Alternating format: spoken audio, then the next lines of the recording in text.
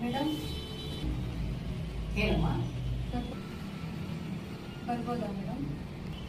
ಬಾ ಕುತ್ಕೋಬಾ.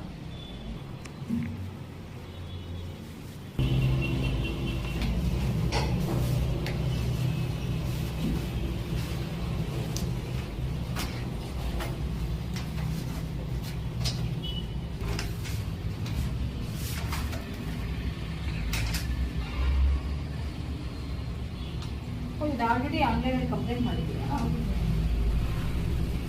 ಸರಿ. ಏನು ಹೇಳ್ತಾರೆ ನಿಮ್ಮ ಕಂಪನಿಯವರು? ಮೇಡಮ್ ಅದು ನಾವು ಹೋಗಿದ್ದಿದ್ದೀವಿ ಅವ್ರ 6 ಮಂತ್ಸ್ ಕಂಪ್ಲೀಟ್ ಆಗಿದೆ. ನಮಗೆ ಪೇಮೆಂಟ್ ಜಾಸ್ತಿ ಮಾಡ್ಕೊಳ್ಳಿ ಅಂತ ಕೇಳೋದಕ್ಕೆ ಅಂತ ಹೋಗಿದ್ದೆ.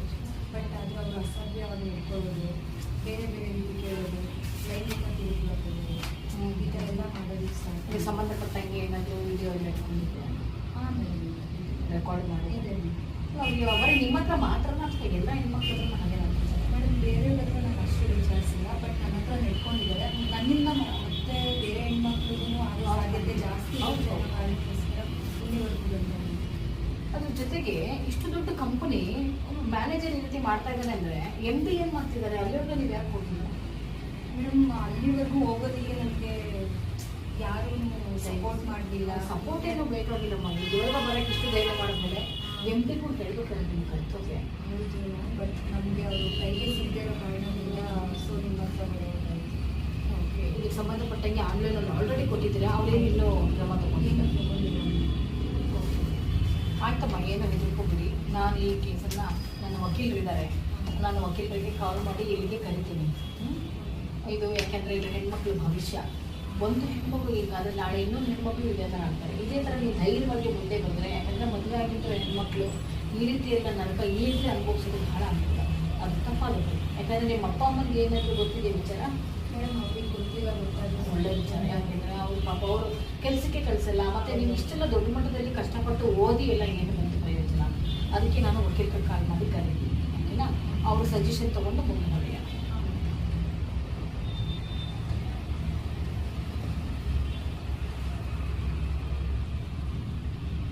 ಹಲೋ ವಕೀಲರು, ನಮಸ್ಕಾರ.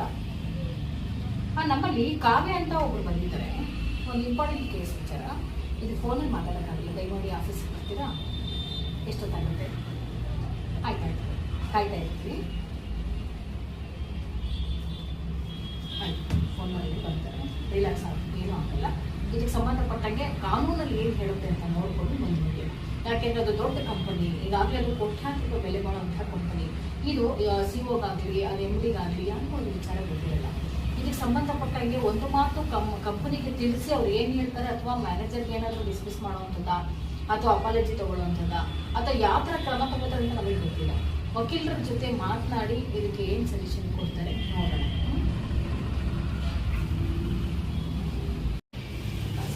ನಮಸ್ತೆ. ನಾನು ಇಲ್ಲಿ ಕಾಲಲ್ಲಿ ಹೇಳಿದ್ದಲ್ಲ,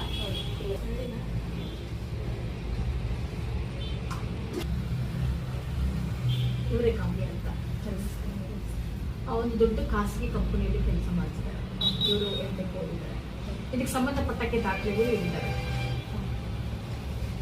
ಇವರು ಒಂದು ದೊಡ್ಡ ಖಾಸಗಿ ಕಂಪನಿಯಲ್ಲಿ ಕೆಲಸ ಮಾಡ್ತಿರುವಾಗ ಮ್ಯಾನೇಜರ್ ಇವ್ರ ಜೊತೆ ಅಸಂತೋಷ ಮಾಡ್ಕೊಳ್ಳೋದು, ವೇತನ ಹೆಚ್ಚಾಗಿ ಕೇಳಿದ್ದಕ್ಕೆ ಇವ್ರ ಮೇಲೆ ಕೈಗೊಟ್ಟೆ ಅಂಥದ್ದು, ಈ ರೀತಿ ಅಸಹ್ಯಕರವಾಗಿ ನಡ್ಕೊಂಡಿದ್ದಾರೆ. ಈಕೆ ಮಾತ್ರ ಅಲ್ಲ, ಈಕೆ ಜೊತೆ ಕೆಲಸ ಮಾಡೋ ಹುಡುಗಿರ ಜೊತೆ ಹೀಗೆ ನಡ್ಕೊತಾರಂತೆ. ಆದರೆ ಯಾರೂ ದೂರು ಕೊಡೋಕ್ಕೆ ಮುಂದಾಗ್ತಿಲ್ಲ. ಇವರು ಅಷ್ಟೇ ಇವ್ರ ಪೇರೆಂಟ್ಸ್ಗೆ ಹೇಳಿಲ್ಲ. ಹೀಗಿರುವಾಗ ನನ್ನ ಹತ್ರ ಬಂದಿದ್ದಾರೆ, ಆನ್ಲೈನಲ್ಲಿ ಕೂಡ ಕಂಪ್ಲೇಂಟ್ ಮಾಡಿದಾರಂತೆ. ಇನ್ನೂ ಅವ್ರಿನ್ನೂ ಆಕ್ಷನ್ ತಗೊಂಡಿಲ್ಲ. ಯಾವ ಆಕ್ಷನ್ ತಗೋಬೇಕಾದ್ರೂ ತಗೊಂಡಿಲ್ಲ. ಆದರೆ ಈಗ ನಮ್ಮ NGO ಬಂದಿದ್ದಾರೆ. ಅದಕ್ಕೆ ನಾನು ನಿಮ್ಮ ಸಲಹೆ ತಗೊಳ್ಳೋಣ ಅನ್ನೋದು ಸೂಕ್ತ ಅನ್ನಿಸ್ತು. ಅದಕ್ಕೆ ನಾನೇ ಬರ್ತೀನಿ. ಹೌದು, ಏನಮ್ಮ ಏನು ಪ್ರಾಬ್ಲಮ್ ಆಗ್ತಿದೆ ಅಂತ ಹೇಳ್ಬೋದು? ಹೌದು ಮ್ಯಾಮ್, ಏನಂದರೆ ನಾವು ಇಂಪ್ರೂವ್ಮೆಂಟ್ ಕೇಳೋದಕ್ಕೆ ಅಂತ ಹೋಗಿದ್ದು ಅಷ್ಟೇ. ಇಂಪ್ರೂವ್ಮೆಂಟ್ ಕೇಳೋದಕ್ಕೆ ಅಂತ ಹೋದಾಗ ಅವ್ರ ಬಿಹೇವಿಯರೇ ತುಂಬ ಅಂದರೆ ತುಂಬಾ ಡಿಫ್ರೆಂಟ್ ಆಗಿತ್ತು.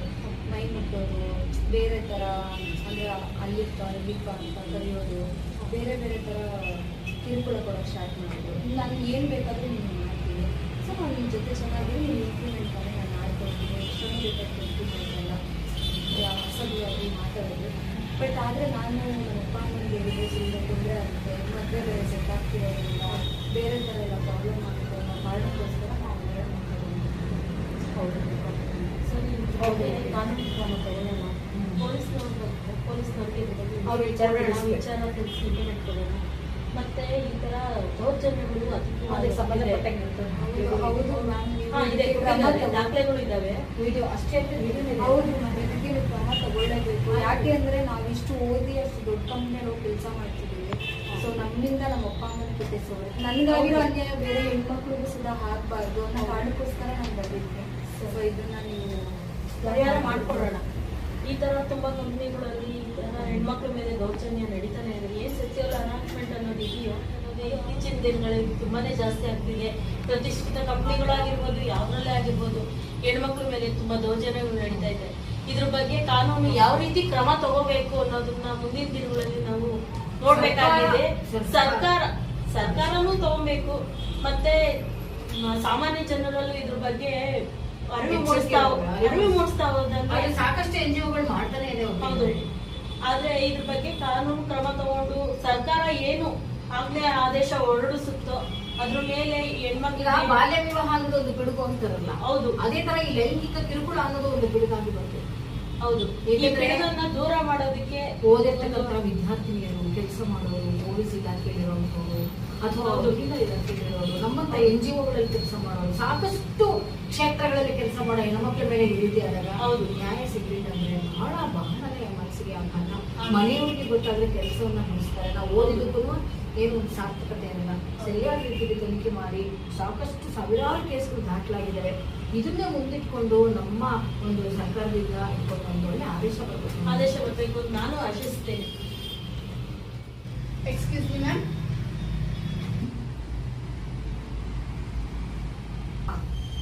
ಹೇಳಿ, ಬನ್ನಿ ಒಳಗೆ. I am from CA.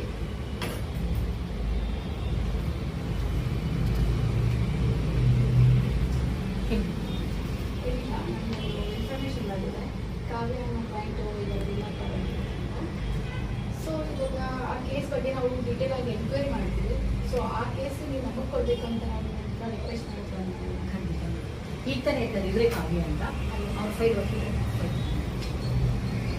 ಇವ್ರದ್ದು ಕಾವ್ಯ ಅಂತ ಹೇಳಿ ಇವರು ಆಲ್ರೆಡಿ ಆನ್ಲೈನಲ್ಲಿ ನಿಮಗೆ ಕಂಪ್ಲೇಂಟ್ ಮಾಡಿದ್ರು. ಬಟ್ ನಿಮ್ಗೆ ಗಮನಕ್ಕೆ ಬರೋದು ಲೇಟ್ ಆಗಿದೆ. ಸೊ ಹಾಗಾಗಿ ಹೆಣ್ಮಗು ತಾಯಿ ಗೊತ್ತಾದ್ರೆ ಕೆಲಸ ಬಿಡಿಸ್ತಾರೆ ಅನ್ನೋ ಭಯಕ್ಕೆ ಮತ್ತೆ ಸ್ನೇಹಿತರು ಕೂಡ ಯಾರು ಸಪೋರ್ಟ್ ಮಾಡ್ತಾ ಇಲ್ಲ ಅಂತ ಹೇಳಿ, ಯಾಕೆ ಏನು ಮಾಡಬೇಕು, ಸ್ಟೇಷನ್ಗೆ ಹೋಗೋಕ್ಕೂ ಕೂಡ ಅವ್ರು ಯಾರು ಜೊತೆಗಿಲ್ಲ ಅಂತ ಹೇಳ್ಬಿಟ್ಟು NGO ಮುಖಾಂತರ ಬಂದಿದ್ದಾರೆ. ನಾನು ಅದಕ್ಕೆ ವಕೀಲರನ್ನ ಕರೆಸಿದ್ವಿ. ಇದೊಂದು ದೊಡ್ಡ ವಿಚಾರ ಆಗಿರೋ ದೊಡ್ಡ ಕಂಪನಿಯವರೇ ಈ ರೀತಿ ಮ್ಯಾನೇಜರ್ ಇದ್ದಾರೆ ಕೆಲಸ ಮಾಡ್ತಿರೋವಾಗ, MD ಆಗಿರ್ಬೋದು, CO ಆಗಿರ್ಬೋದು, ಇವರು ಯಾರ ಗಮನಕ್ಕೂ ಬಂದಿದ್ಯೋ ಇಲ್ವೋ ಅದನ್ನು ಗೊತ್ತಿಲ್ಲ. ಅದಕ್ಕೆ ಸಂಬಂಧಪಟ್ಟ ಹಾಗೆ ಡಿಪಾರ್ಟ್ಮೆಂಟಿಗೆ ಕೊಡಬೇಕು ಅಂತೇಳಿ ನಾವು ಒಪ್ಪಿಟ್ಟು ಹೌದು ಮ್ಯಾಮ್, ಇದು ಆಲ್ರೆಡಿ ಎನ್ಕ್ವೈರಿ ಬಂದಿದೆ ನಮ್ಮ ಆಲ್ರೆಡಿ. ಮೇಲಿಂದ ಪ್ರೆಷರ್ ಕೂಡ ಇದೆ ಈ ಕೇಸನ್ನು ನಾವು ಹ್ಯಾಂಡಲ್ ಮಾಡಬೇಕಂತ. ಸೊ ಅದಕ್ಕೆ ಅವ್ರನ್ನ ನಾವು ಸರ್ಚ್ ಮಾಡಿದ್ವಿ. ಅವರು ನಿಮ್ಮ NGO ಅಂತ ನಮಗೆ ಗಮನಕ್ಕೆ ಬಂತು. ಸೊ ಅದಕ್ಕೆ ನಮ್ಗೆ ಇಲ್ಲೇ ಡೈರೆಕ್ಟಾಗಿ ಯೂಸ್ ಮಾಡೋಣ ಅಂತ ಹೇಳಿದ್ವಿ. ಹಾಗಾದ್ರೆ ಕಳಿಸ್ಕೊಡ್ತೀವಿ. ನೀವೇನು ಎದುರ್ಕೋಬೇಡಿ ಆಯಿತಾ. ನೀವು ಆ ಮೇಡಮ್ ಜೊತೆ ಹೋಗಿ ಅವರು ನಿಮಗೆ ಪೊಲೀಸ್ ಸ್ಟೇಷನ್ಗೆ ಕರ್ಕೊಂಡು ಹೋಗ್ತಾರೆ. ನಮಗೆ ಮೊದಲನೇ ಸ್ಥಾನ ಅದೇ ಪೊಲೀಸ್ ಸ್ಟೇಷನ್. ಅಲ್ಲಿ ನಮಗೆ ಇನ್ಸ್ಪೆಕ್ಟರ್ ಇರ್ತಾರೆ, IO ಇರ್ತಾರೆ. ಹಾಗಾಗಿ ನಮಗೆ ಲೇಡೀಸ್ ಪೊಲೀಸು ಇರ್ತಾರೆ, ಮೇಡಮು ಇರ್ತಾರೆ. ಅವ್ರಿಗೆ ಸಂಬಂಧಪಟ್ಟ ಹಾಗೆ ಏನಾದರೂ ನೀವು ಒಂದು ಫೋನ್ ಮಾಡ್ಬೋದು. Okay ma'am. ನಾವು ಕೂಡ ವಕೀಲರು ಕೂಡ ನಾವು ಬರ್ತೇವೆ ಅನ್ನೋದು ಮಾಡ್ಬೋದು.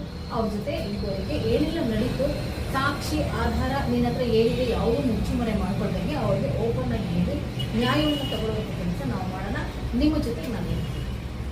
Thank you ma'am. ಹೌದು, thank you ma'am. Thank you. Thank you ma'am. ಆಯ್ತು. ಮತ್ತೆ ನಮಸ್ಕಾರ. ನಾವು ನನಗೆ ಬಹಳ ಖುಷಿ ಆಯ್ತು ನೀವು ಬಂದಿದ್ದು. ಮತ್ತೊಂದು ಸರಿ ಕೇಸಲ್ಲಿ ಸಿಗೋಣ. ಸರಿ.